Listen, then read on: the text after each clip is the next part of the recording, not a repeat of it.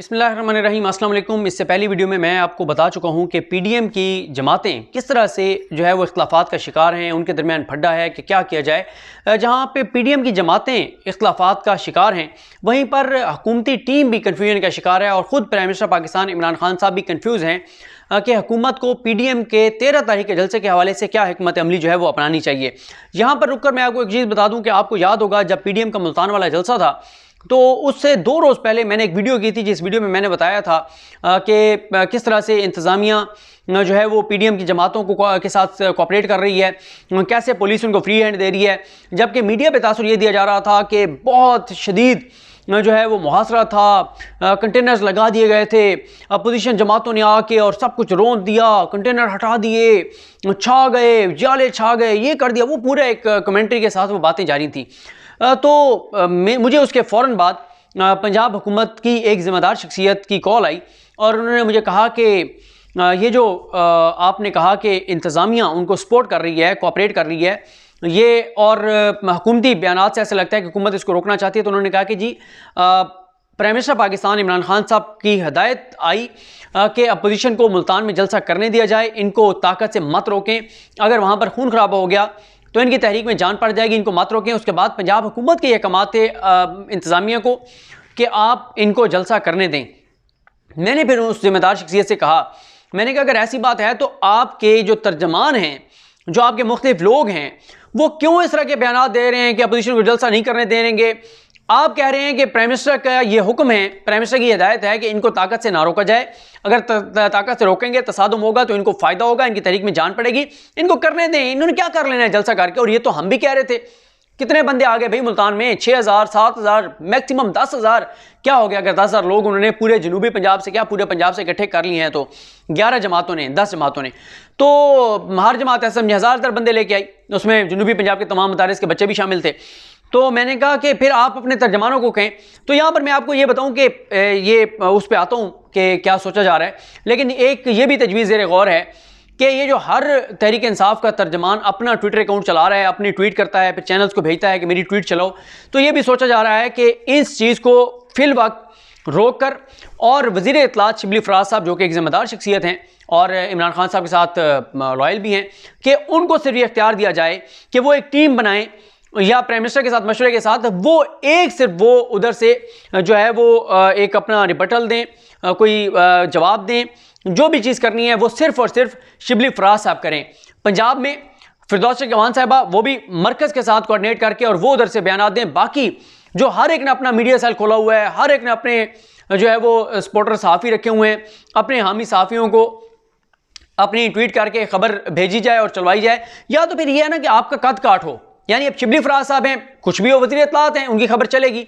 अच्छा, किसी को लाख इख्तिलाफ हो, फवाद चौधरी का एक कद काट है, वो ट्वीट करते हैं, उनको लिंक नहीं भेजना पड़ता किसी सहाफ़ी को, किसी रिपोर्टर को, उनको मिन्नतें नहीं करनी पड़ती, उनको थ्रेट नहीं करना पड़ता कि मेरी खबर चलाओ नहीं तो मैं तुम्हारे इश्तिहारात बंद करवा दूंगा, मैं ये कर दूंगा, मैं वो कर दूंगा, उनकी खबर चल जाती है। लेकिन ये भी सोचा जा रहा है कि एक ही वज़ीर इत्तलात जो है वो मौक़िफ़ दें और बाकी जो तर्जमानों की दुकानें हैं ये कुछ दिनों के लिए बंद कर दी जाएँ, क्योंकि वजह यही होती है कि जैसे वो आपको याद होगा नवाज शरीफ की पहली तकरीर के हवाले से कि पैमरा को कह दिया गया, रोक दिया गया, ये वो चल गई, बाद में पता चला इमरान खान साहब ने कहा चलाएं, लोगों को पता चलने दें कि ये शख्स क्या बोलता है, अंदर की जो इसके गंद है वो लोगों को नजर आने दें। और इमरान खान ने तो ये कहा था, और इमरान खान के तर्जमान कह रहे थे ये कर देंगे, लंबा डाल देंगे, पकड़ लेंगे, ये कर, वो तर्जमान जो है वो अपने ट्विटर के चक्कर में, अपनी खबरें चलवाने के चक्कर में गलत चीज़ कर रहे थे। तो ये बहरहाल एक अच्छी चीज़ होगी अगर अगले 10, 12, 14, 15 या 20 दिनों के लिए जो है ये तय कर लिया जाए कि सिर्फ और सिर्फ शिबली फराज साहब जो वज़ीर इत्तलात हैं वो सिर्फ जो बात करेंगे वो हुकूमत का मौक़िफ़ होगा। ये जो छोटी छोटी दुकानें खोली हुई हैं तर्जमानों ने अपनी अपनी, मुआवनीन ख़ुसूसी ने, ये दुकानें कुछ दिनों के लिए बंद कर दी जाएँ, क्योंकि अगले आने वाले दिन बज़ाहिर शदीद सर्दी होगी मुल्क में, लेकिन पाकिस्तान की पिछली मेरे ख्याल है कोई 8-10 सालों की पॉलिटिकल तारीख के सबसे गर्म दिन होंगे। और ये लफाजी नहीं है, ये हकीकत है कि ये अगले दिसंबर के दिन जो है वो फैसला कौन होंगे, क्योंकि 8 तारीख को अपोजिशन का पीडीएम का जब इजलास होगा वो फैसला कर लेंगे उन्होंने 13 को क्या ऐलान करना है, 13 को जो भी ऐलान होगा वो भी हो जाएगा। तो ये फैसला कौन जो है वो चीज़ होगी। अब जो बात है जो मैंने कहा कि प्राइम मिनिस्टर भी कन्फ्यूजन का शिकार हैं। शायद प्राइम मिनिस्टर पाकिस्तान इंतजार कर रहे हैं कि अपोजिशन की जानिब से पता चले कि 8 तारीख को क्या बरामद होता है, वो क्या ऐलान करने जा रहे हैं, ताकि हुकूमत की हिकमत अमली उसकी तरफ मतलब उसके मुताबिक हो। अब दोनों तरफ दलाइल बहुत स्ट्रॉन्ग हैं। प्राइम मिनिस्टर की टीम में जिन लोगों के दलाइल इस हक में हैं कि भाई इनको करने दें, क्या हो जाएगा, इनको करने दें जलसा, आप इनको ताकत से रोकेंगे, खबरें चलेंगी, आप इनको करने दें। हाँ, जब ये जलसा कर लें तो कोरोना की SOPs को फॉलो ना करने पर आप इनके खिलाफ मुकदमात बनाएं, इनके ऊपर FIRs दें, इनको मुकदमात में उलझाएं कानूनी तौर पर, यह गैर कानूनी नहीं है। दूसरा है कि नहीं, आपके पास अदालती फैसला मौजूद है इस्लामाबाद हाई कोर्ट का, आपके पास अदालतों के फैसले मौजूद हैं जिन्होंने NCOC के फैसलों की तौसीक की है, जिन्होंने अतर मिनल्ला साहब का फैसला मैंने आपको कल बताया था या परसों मैंने एक वीडियो में बताया था। उन्होंने कहा है कि हुकूमत ने अब अमल दरामद कराना है, इंतजामी ने अमल दरामद कराना है, NCOC के फैसलों पर हुकूमत ने और इंतजामी ने अमल दरामद कराना है। तो कहा जा रहा है कि आप अदालत के कंधे पे बंदूक रख के चला दें, आपके हमें अदालत ने कहा है। तो अब उस्मान बुज़ार साहब की आपने प्रेस कॉन्फ्रेंस सुनी, उस्मान बुज़ार साहब ने भी कल यही कहा। उन्होंने कहा कि कोरोना बहुत तेज से फैल रहा है। पहले जब मुल्तान में अपोजिशन का जलसा था तो बताया गया पॉजिटिविटी रेट मुल्तान में सबसे हाई है, अब बताया जा रहा है लाहौर में सबसे हाई है, बहुत ज्यादा कोरोना। भाई कोरोना बहुत ज्यादा, तो आप क्या कर रहे हैं? इसलिए जो भी हुकूमत का है, या तो फिर हुकूमत अपना क्लियर मौकफ देना, कहे कि हम इनका बिल्कुल नहीं रोकेंगे, इनको करने देंगे जलसा। अब होता क्या है, दरमियान में कोई ना कोई तर्जमान को नया बयान दे देता है, उसके बाद फिर मैंने जिनके सुने वो सलीम बुखारी साहब को सुने,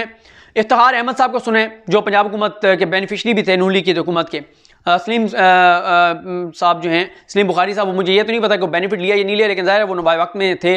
नवाए वक्त नून लीग का अपना ही अखबार था। तो वो हामिद मीर वो कह रहे हैं देखें जी हुकूमत ने इतने दबाव डाला, हुकूमत ने ये किया वो किया, फिर भी जाले निकल आए, अब इनको रोका नहीं जा सकता ये वो। हालांकि भाई हुकूमत ने खुद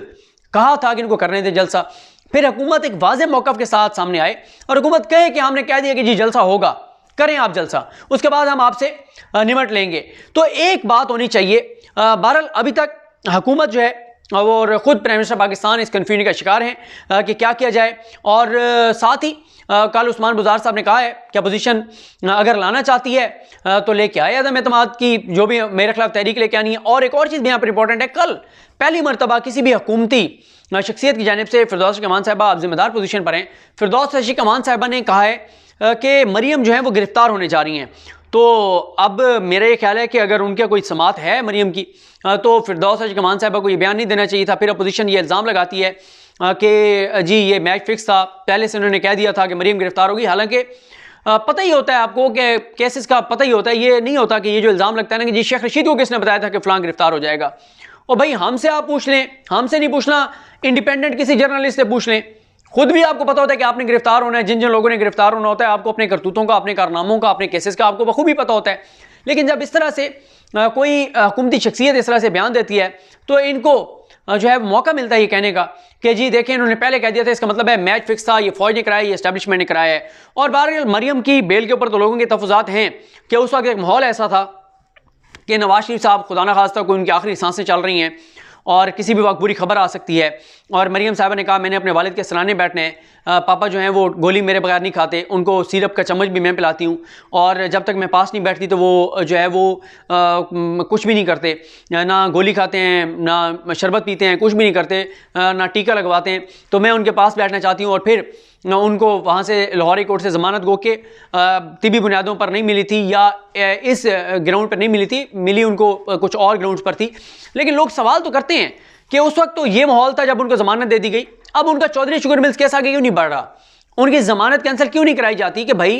वो या उनका आप केस आगे बढ़वाएं, आगे चलाएं, उनका केस आगे चले, अगर वो गलत है केस बरी हो जाएं, ठीक है, तो उनको क्यों मौका दिया जा रहा है कि वो पाकिस्तान के लोगों में इदारों की इस तरह से नफरत फैलाएं, पाकिस्तान की फ़ौज के ऊपर झूठे इल्ज़ामात लगाएं और उनकी तकरीरों में दर्जनों ऐसी चीज़ें हैं जो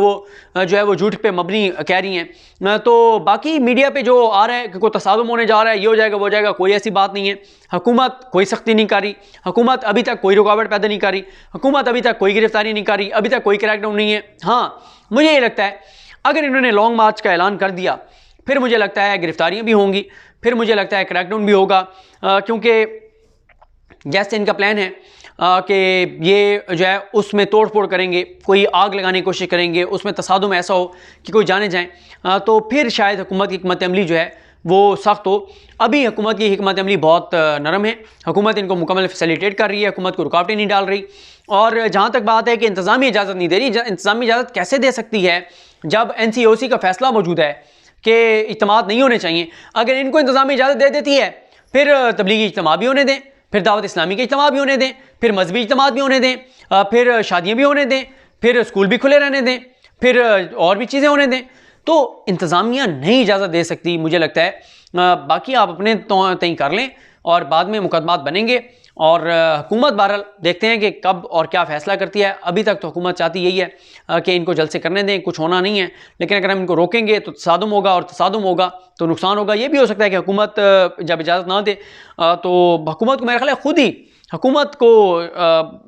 लेकिन हुकूमत नहीं जा सकती मेरे ख्याल अदालत में। हुकूमत क्या जाके अदालत को कहेगी? अदालत की पुलिस मैटर है, आपने फैसला किया है तो ठीक है, हमने तो तोसीक कर दी आपके फैसले की NCOC की, आप जाएँ और अमल दरामद करें। बहरहाल अभी तक कन्फ्यूजन बरकरार है, देखते हैं कि हुकूमत क्या फ़ैसला करती है। और आप भी अपनी राय से कमेंट्स में आगाह कीजिएगा कि आप क्या समझते हैं कि ताकत से रोकना चाहिए या जलसा करने देना चाहिए। मुझे अपनी दुआ में याद रखें। अल्लाह करीम हम सबका आमीन आसरो। अल्लाह हाफ़िज़।